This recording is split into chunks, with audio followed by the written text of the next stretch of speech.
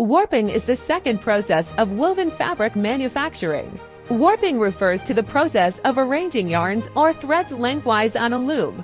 During warping, parallel threads are wound onto a beam in preparation for the weaving process. This step ensures that the threads are properly aligned and tensioned before weaving. There are two types of warping in textile: beam warping and sectional warping.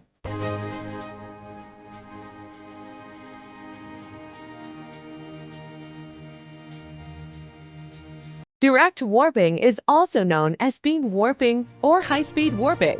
This type of warping relates to drafting the yarn from an individual package located on the creel directly onto the beam. The reason behind direct warping is to develop smaller beams.